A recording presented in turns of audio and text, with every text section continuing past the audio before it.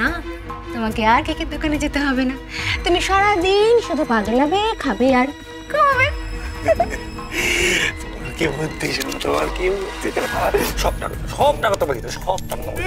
এত টাকা আমার লাগবেই, সংসার চালাতে নয়, নিজের জন্য লাগবে। সংসার চালানোটা আমি ম্যানেজ করে নেব।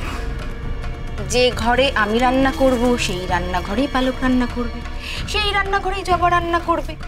আর ওদের জিনিস দিয়ে কি করে নিজের রান্নাটা করে নিতে হয় আমার থেকে বেটার আর কে জানে।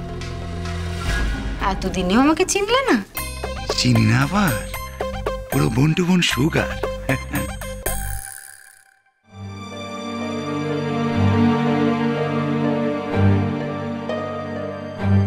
Whose oods these are? I think I know. His house is in the village though.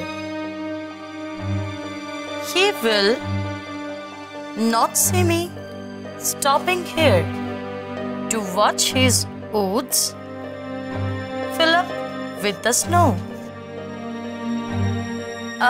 তা তোমাদের মাধ্যমিকের পর আর পড়াশোনা করা হয়নি, তাই তো? কি করব ম্যাডাম, বাড়ি থেকে বিয়ে দিয়ে দিয়েছিল, তাই আর পড়া হয়নি। এখন আবার বরকে কোনো মতে রাজি করিয়ে তাই পড়তে এসেছি, না হলে তো আবার ছেলে মেয়েরা বলবে আমাদের মা মূর্খ। ঠিকই। তার মানে মাধ্যমিকের পর থেকে আর পড়াশোনার সঙ্গে সেভাবে কারোর কোনো সম্পর্ক নেই, কিন্তু সবাইকে উচ্চ মাধ্যমিক পরীক্ষার জন্য প্রিপেয়ার হতে হবে।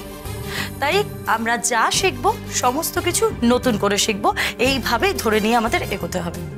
আর ঠিক তাই আমি জেনে নিতে চাই বা বুঝে নিতে চাই কে কতটা জানেন বা কে কতটা পারবেন।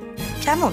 আমি এখানে পোয়েমের 4টে লাইন লিখেছি, এই 4টে লাইনের মানে আপনাদের বাংলায় লিখতে হবে নিজেদের কপিতে। তাহলে আমি বুঝতে পারবো কতটা আপনারা জানেন, তারপর থেকে আমরা পড়া শুরু করতে পারবো। কেমন? প্রতিটা কথা কিন্তু মানে বুঝে বুঝে বাংলায় লিখতে হবে।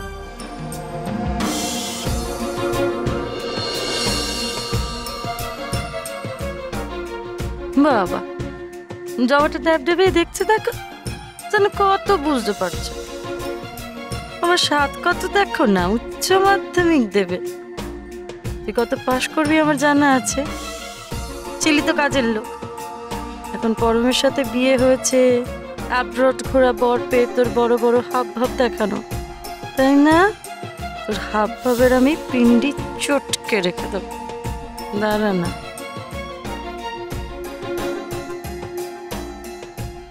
কিরে জবা, হাঁ করে দেখছিস কি? ইংলিশ বুঝতে পারছিস তো? দেখিস, না পারলে কিন্তু কান ধরে দাঁড় করেই রাখবো। এখানে আমি তোর রিলেটিভ নই, এখানে তুই আমার স্টুডেন্ট। ঠিক করে ভেবে লেখ।